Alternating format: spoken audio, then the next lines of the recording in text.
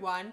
This is Sarah Stephenson here, the Elvira impersonator and extraordinaire, the woman with the biggest ratings. Fan base? Just kidding. Yeah. This is Boys and Ghouls Film Review, folks. And as you know, I'm Sarah Stephenson, and this is my co-host, Mike Stephenson. Yeah, hi guys. Now, we love Cassandra Peterson. Yeah, the reason I'm trying to do an Elvira thing today is because last two weeks ago, I did a photo shoot of myself as a bit of an Elvira tribute photo shoot. And she looks pretty, not as good as Cassandra, but not too bad. Yeah, you cannot. It's actually in paying homage to our horror queen. How's that? Exactly. Is that better? Now I should get dressed up as Crypt Keeper. Might be. Whatever. Anyway, the movie we're reviewing tonight, guys, is The House of the Long Shadows, which was released in 1983, I think. Yeah, it's a comedy horror. I won't say too much about it at the moment because obviously, it's one of those. It's a sort of a continuation of our British theme because we did the last podcast we did was the Monster Club. That was an English one. Yeah, and this one again it had Vincent Price in it. And this one didn't have a very flattering reviews about it. Yeah, it's okay. Sure. It had Peter. Go on. Okay. It had Vincent Price in it, and it had John Carradine in it, and they both show up in this movie as well, along with some other people I'll mention in a moment. The interesting thing is, guys, I found out. This is the first ever movie with all four actors showing up in it together. Yeah, all together, yeah. And this is the last film that dear old, let me see, Christopher Lee and Peter Cushing appeared together. Yeah. Meaning this after the Hammer ones, I imagine, then they this went one was different probably the ways, last one together. Because Christopher Lee showed up in Star Wars later on. And Peter Cushing did New Hope, obviously. Yeah, and a few things, yeah.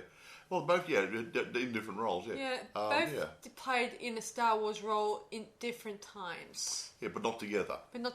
Which is a shame. Irrespective. Here we go. Produced by Menahem Golan and Yoram Globus. Directed by Peter Walker. Screenplay by Michael Armstrong. Now, this is why I keep telling Sarah, the best movies are usually made from a novel. Now, not in all cases, obviously, but if someone's taken the time to write down a storyline and develop the storyline before they make a script. Yeah, the funny thing is, guys, I tried to look up this novel, and I can't find anything about the plot itself for it. But anyway, irrespective. So I don't even know how much of that story from the book was taken for this movie. Okay, fine. So I'm just saying. I was talking. Go on. Okay, yeah, a screenplay by Michael Armstrong, like I said. Now, it was based on a 1913 novel, which means over 100 years old. So it was called The Seven Keys of Baldpate. Baldpate, by Earl der Biggers, whoever he is, or whatever. Now, the novel was adapted into a famous stage play back in the olden days, and it gave birth to several films. So, whatever it was, the book must have had some good food for thought for people to get the teeth stuck into, pardon the vampire pun. There's no vampires in this movie. No, this is more of a slash whodunit. Well, it's a sort of comedy horror whodunit, the thing all rolled into one. Yeah. Anyway, now, budget and box office, no idea. Can't find any details on it. I would get the impression from what I've seen, it was a location shoot, from what I can see, most of it. And, so they probably kept the cost down. Don't know what the actors cost. I don't know how much everybody else charged, but I think it was a low budget affair, not necessarily cheap and nasty. How's that? Box office unknown. Don't know if it rated really good. But some of the general critics, I'm not sure on. Actually, I do know the movie took 5 weeks to shoot and cost just under 1 million. I don't know looks like a pound. It could be £1 million back in Considering those this was days, in England. Yeah, so about 2 mil. And, that would have been I'm not sure. 5 weeks. That'd be right. It's all one area generally in one house, so yeah. And of course, they ran out of money while filming this thing. That's why it's may have Did you get that off IMDb, did you? Yes. Didn't you like it? I get my stuff elsewhere. Well, there's some interesting trivia stuff about movies. You just have to look. Yeah, I couldn't be bothered. I just go straight for the juggler. Anyway, so don't know what I did. Don't know if it was a big major draw card at the theatres because obviously it's not a bad movie. Don't get me wrong, but at that time, back in the 80s, the scene was changing for movies a bit. Yeah, they wanted a bit more graphic horror and more action stuff, so maybe it didn't quite hit the mark. I guess this movie was a turning point to the old Hammer style filmmaking. Yeah, a bit of that sort of stuff. And this was according to my research here. You're getting good, aren't you? Picture was filmed in the traditional Hammer style in that according to the English newspaper The Guide. Well, there you go then. So I guess this was the last time they were going to ever make a sort of film, a Hammer style movie. Yeah, even though this was not made by Hammer. No, obviously. but they're trying to encapsulate that same feel. Anyway, here we go. Now, Sarah said the same thing. It's notable because the 4 iconic horror film stars, Vincent Price, Christopher Lee, Peter Cushing and John Carradine were in the same movie, playing alongside of each other, interacting, if you will. Now, okay, Vincent Price plays Lionel Grisbane. Christopher Lee plays a sort of, his name's Roderick Grisbane, but he's called his name Mr. Corrigan because no one knows who he is at the beginning of the movie. Peter Cushing plays Sebastian Grisbane. John Carradine plays Lord Grisbane, Daddy. And there's a lady called Sheila Keith plays Victoria Grisbane. And for the American part, and there we go, Desi Arnaz Jr. plays Kenneth McGee, who's a writer. For those of you who have just walked in late, Desi Arnaz is actually the son to Lucy Bold. You're telling Americans that? I'm just telling the audience out there who may or may not know about Lucy Bold. You may know her from The Lucy Show and I Love Lucy and Here's Lucy shows. Well, her little boy, Desi Arnaz Jr., did a few roles in different movies, and so did her daughter, Lucy. But they vanished from the industry. I don't know the band. They weren't main player actors a lot, so they might go in the background doing producing, directing and stuff. Anyway, I won't talk about anybody else. Blah blah blah blah blah. I can't think anything else to say. Because I read somewhere that Desi, he had a bit of a drug addiction problem when he was a lot younger, and that affected his later in his career. Well, that would help. That'd help sink his boat. Yeah. Well, that's what happens back in the 70s. People got into addictions. Sex, drugs, and rock and roll. Felt the rock and roll. And that stuff kind of affects them. And this is probably when they had those special drug rehab programs to prevent people from doing it again. Well, that's it. Hey. Anyway, can you carry on and tell the people the story now? Okay. So Keith, what's the name of the writer? Kenneth McGee. Okay, Kenneth McGee arrives in England after travelling from America to visit his publisher about his upcoming book deal that he's got. And his book is doing really well, but while they're in a sort of coffee shop, whatever, they were discussing their different opinions about writing styles, about how so. Keith suggested a bet or a wager. Kenneth, sorry. I don't know. Kenneth McGee. Okay, Kenneth... Just call Kenny McGee. Okay, Kenny suggests a wager that he'll write a book in 24 hours in whatever location. In the old style, like Wuthering Heights, that sort of stuff. Yeah. So he bets him, say, $20,000. Well, pounds if he could write it in 24 hours. Yeah.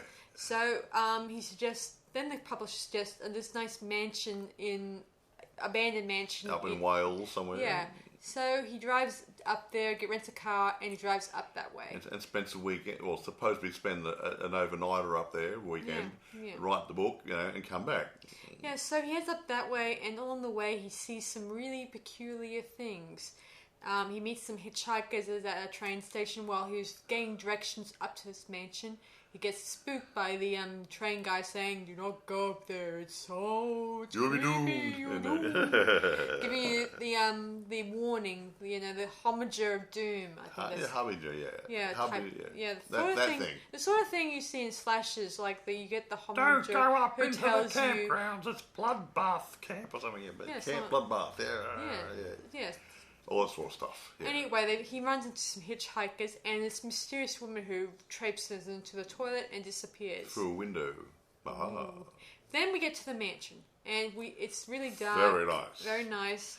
And he finds a room. And it's raining and stormy. Really good. He finds a room to write in. And the peculiar thing is the pillows there are new. And clean.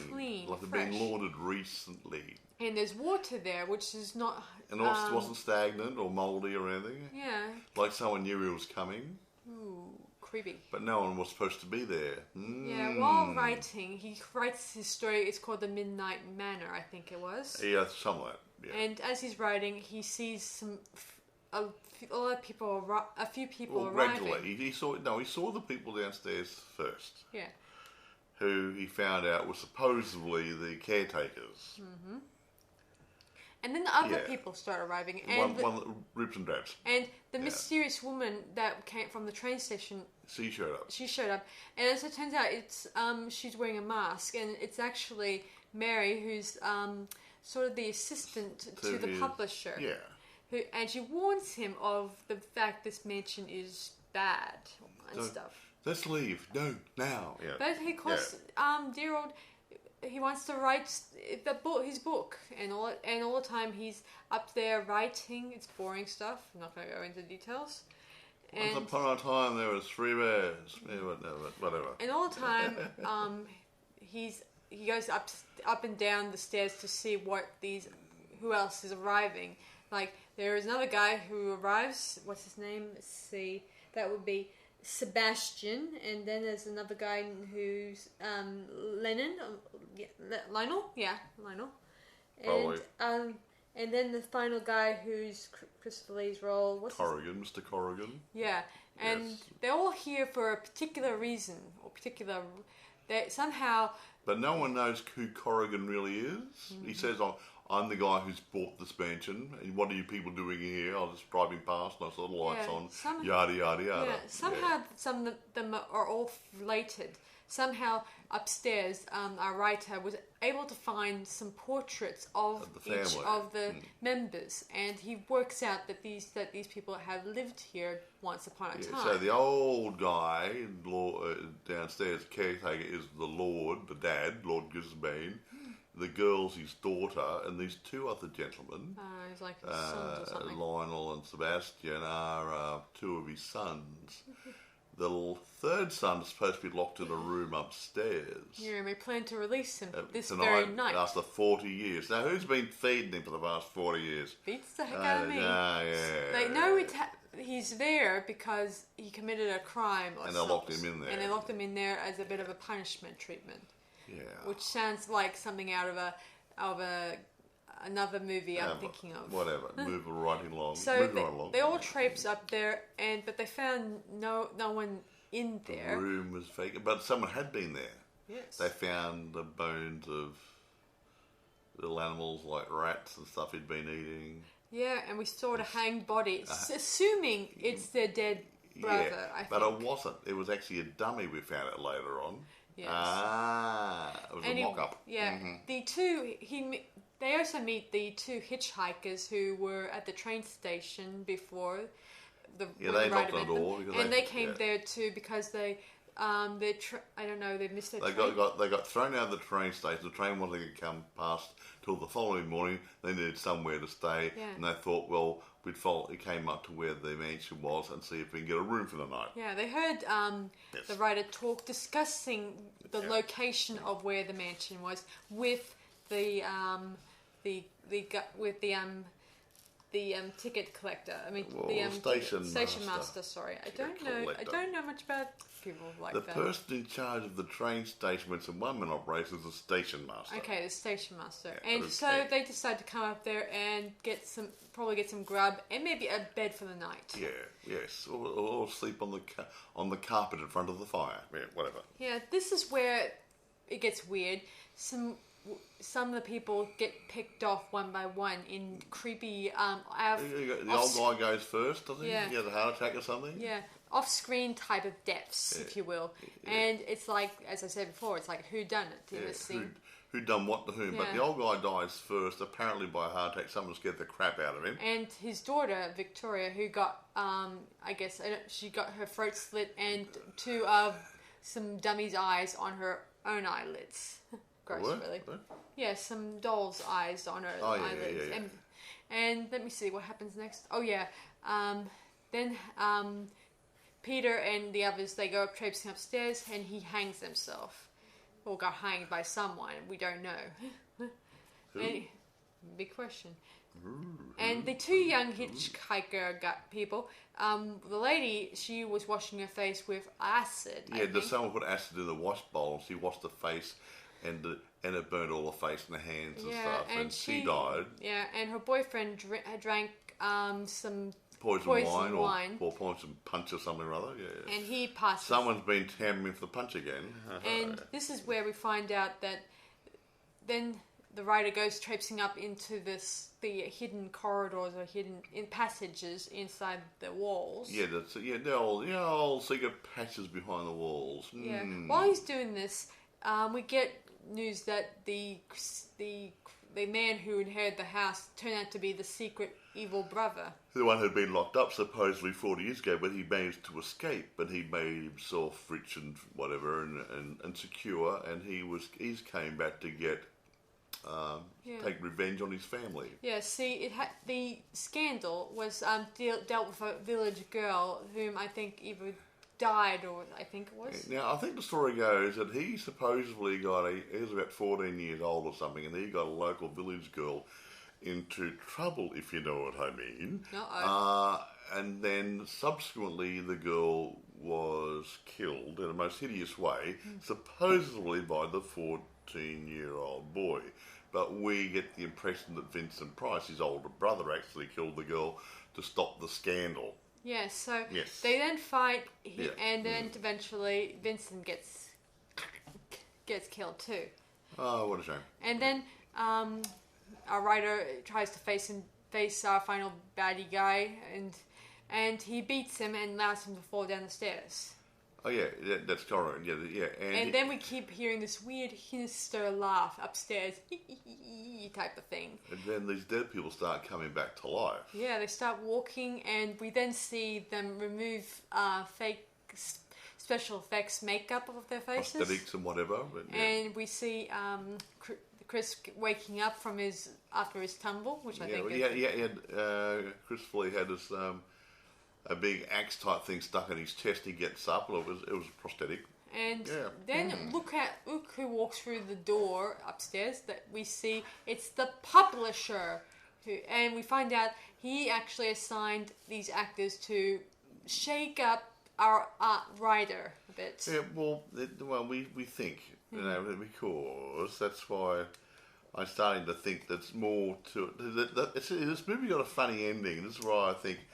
Maybe the publisher wasn't there. He was part of the story that was being written. Yeah, and he tells him that no hard feelings and all that stuff, and we get the feeling that the writer lost. But then we find out that the whole entire incident is actually all part of his story. Yeah, so were these people actually there? Was his publisher actually there? Because I think that was part of the story. The reason why I say that is because the girl who was supposed to be his secretary, all right? So I'm his secretary. Wasn't his secretary. So you met him in the cafe later on. Yeah. And she had nothing to do with him. Well, actually, that's not true. Well, okay, she might have, but she might have been vaguely involved, but had nothing to do with anything. A different name and everything. So he returns to the cafe, tells him that he did complete his book and he's won the wager. And he signs him a check of $20,000 and he says it's not about the money, which is the moral to the story. And when his publisher's out of the room, he tears up the check. Yeah. Which was the whole point of this. And on his way out, he chats up this girl. Yeah, it turns out it's Mary. He kind of seen her at the opening in the right at the beginning of the movie. And she tells him that she's not Mary Norton, whatever. She's actually Mary something else. Yeah. And it turns out that, and he asks her, "Have you ever fell in love at first sight?" And she says, "Yes." After hesitating, because he was talking to his publisher at the opening about falling in love at the first and emotions in his book. And according to and the big issue is that he's very abrupt in this throughout the story. He's like to the point, like he's horny instead of saying something romantic-sized. Yeah, that sort of stuff. Yeah. I don't think this type of dialogue would be able to get away with back in the 70s or the 80s. Nice 70s tips. Or 80s. No, whatever. You can't do that. Can't do that. No. But so he learnt a valuable lesson that it's not about the money, which is we can all take that into consideration. And as he's walking out the door, he sees Vincent Price serving a few customers. And we get the feeling that maybe he may have subconsciously put him in the story. Yeah. Which is what a lot of us do whenever we look at someone and we see a face, and then we put that in our stories. Exactly. And he did say when he was talking to his publisher that he started caring for the characters. Like he was showing a deeper understanding for them. Like he was. What's the word? Pathos. Yeah. Pathos, I think is the right word. Yeah. So that's the end of the story. Fade to black. I would have told you more, but I didn't want to bore you too much. No, it is what it is. It's a straight story. Yeah. There's no major things going on, but what happened? It's a good. It's okay. It's a comedy horror with a bit of suspense thrill thrown in there on the side and whatever. It's a good all-rounder. It tells a good story. It would not offend anybody. And I think it was basically filmed on location, maybe apart from the train station and that sort of stuff. It was actually was shot at a place called Rotherfield Park, a manor house in Hampshire, in England. So that I think it was a location shoot for all the internal shoots, and maybe even the secret passageways might have actually been part of it too. Who knows?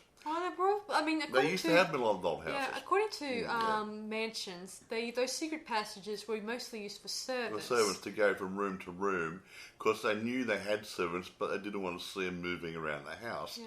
So they had these little corridors within the walls, so they can go there. Those rooms are empty, but go up there and change the sheets. So you walk up these hidden corridors and go in that room and go on and change the seats, the bed and all that sort of stuff while someone's having breakfast. That sort of stuff. Yeah. Exactly. Yeah, so. Which is the way it was done in those days.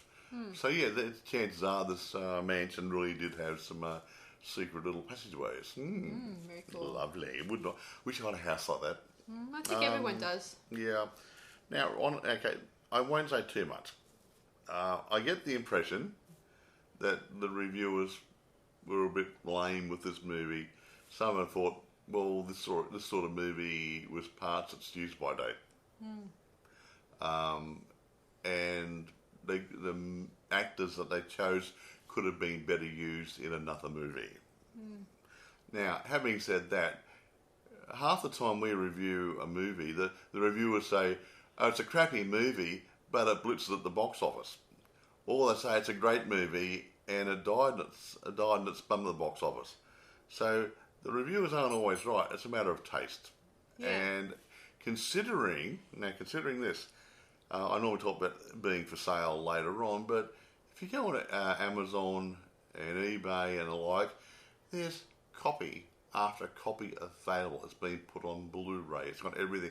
It's still currently available after 1980 was it? 1980? 40 odd years.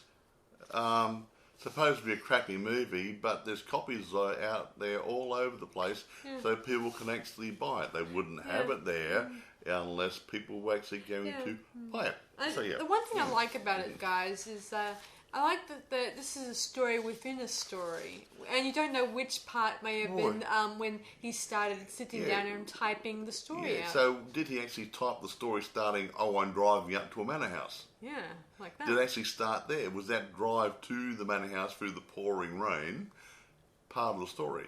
Was his visit to the train station part of the story? Was the end bit where his publisher comes out and says, surprise, here I am, was that part of the story? That was probably it. No, we don't know, because I got it here. It says, Blavering gets up and it says it's revealed that the entire incident. all the people get up, it's all finished, there's his publisher, and then it says it's revealed that it was all McGee's story, even the part of the publisher.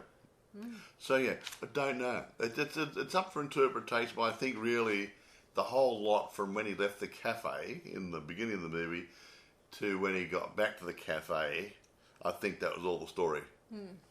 I think. Yeah, but open to interpretation. I could be wrong. I just think it was pretty cool. But anyway, well, I normally talk about other things, but I don't have a lot of information to go on here. If you are interested in this movie, it's available, like I said.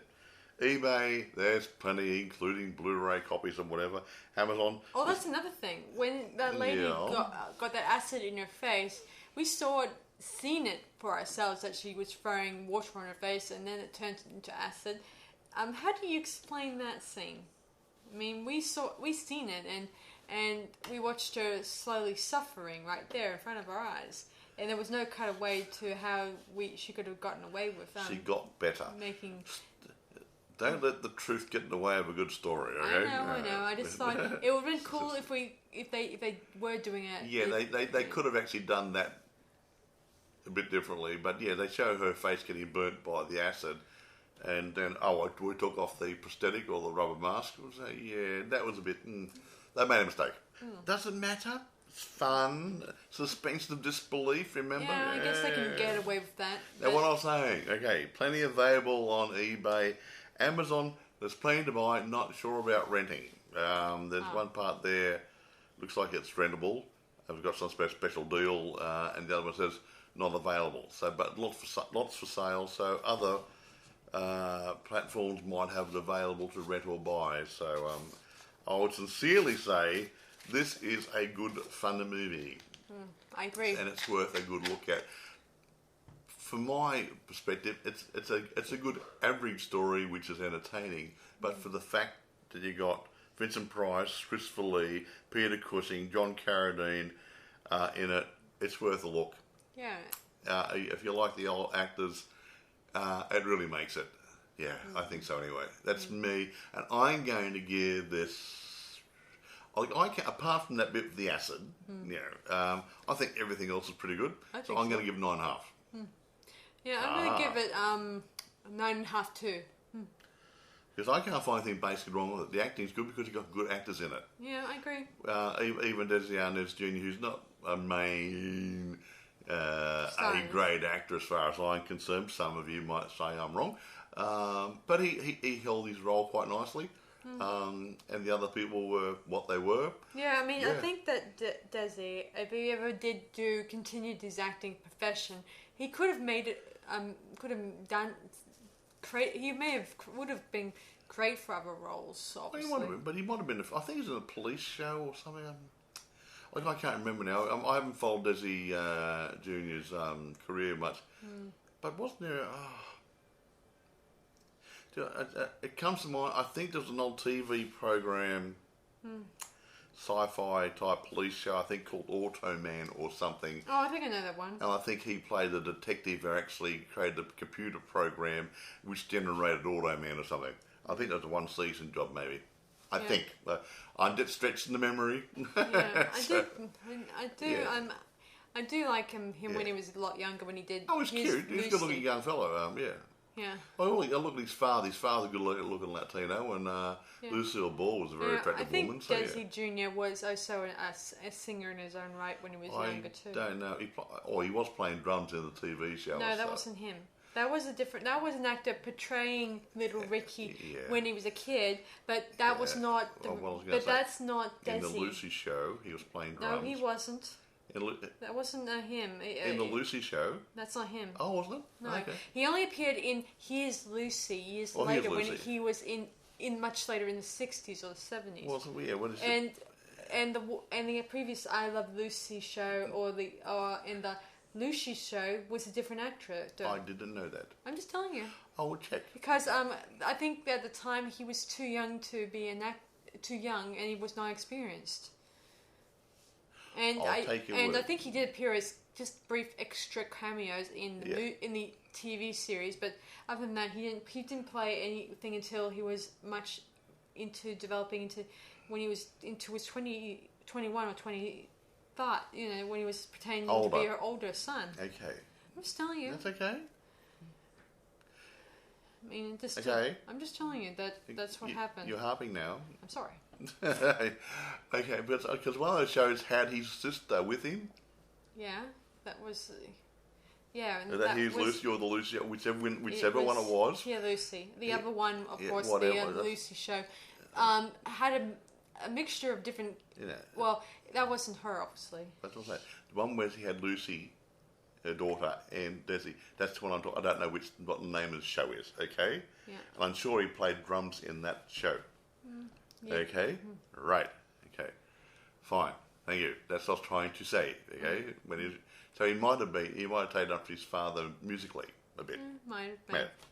Yeah. Anyway, enough of that arguing with the family. It's a good being family. You can always have an argument and kiss and make up. Well, not kiss, she's my daughter, but make up later on. So anyway, this is a movie worth watching, guys. I think it's a good, fun movie. It's not a serious horror movie. It is a comedy.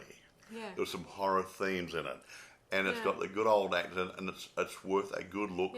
Yeah. It makes me think of this other movie Mike showed me one time, which deals with an old mansion, abandoned mansion, and some weird, creepy people owning it. An old 1930s movie, I think, called The Old Dark House, and Boris Karloff plays the strange manservant in it. I can't remember the other people in it. Me neither. But I know for a fact it makes me think of that because it dabbled with mysterious comings and goings, and weird people, arriving with different backstories. Yeah, a few backstories happening there. Roads being washed out. Can we stay the night? Sort of stuff. Yeah. And who knows? That old dark house might have been based on something. The idea from this book. Yeah. Don't know. I think I missed a lot of horror-related movies like that, and this one were based off possibly those types of old books. Exactly. And that got them inspired to get people to. In order to get these people to stay in this place, you have to make a good enough excuse. Like the roads are washed out, you must stay in this place until the next morning. Well, look at. And you have to spend the night. Rocky Horror Picture Show. Creepy. Exactly. It was raining. Rosebuddy got a flat tire. Good reason to go and knock on a stranger's door. Yeah. Knock knock. Hello. I gotta admit, I don't. Even though reviewers may think it's this idea is totally out of date and all that stuff. Well, but they thought it was a bit stale. I think. But I think it's pretty cool. The whole idea of having to stay in a rundown mansion and you have to, be creeped out by these unexpected people. I have a question for these reviewers, not to you listeners, but when is something out of date? Now, they still do remakes of Jane Eyre and other old movies, don't they? Yeah, they do. Telly movies and other ones. Oh, let's do another movie of this. Do a telly movie or a main one. Let's do so and so. They keep churning out these old movies which have been done again and again and again, and people want to watch them, despite what the reviewers say. Yeah. Well, it's according to the producers. They think that they'll churn out more money this way. They might, because people still want to see some old stuff. Not, let's all be contemporary. Let's do everything today. People want to watch a movie to take themselves away from today. They want to go back in time, go into the future, go to a jungle. They don't want to see the same street and the same people all the time. The one thing I liked about this movie is that while it may have taken a little bit of this and a little bit of that, I did think it was. I just thought it was kind of interesting. I mean, it doesn't happen often, but it's just interesting that it's not an overused idea that happens in every year or every so often. I mean, as I said before, it's all about timing when it comes to releasing a movie, especially one that dabbles with horror and suspense. Yeah, exactly right. And it depends on how they take it, how they work okay, there's a basic theme. How are we going to manipulate this time?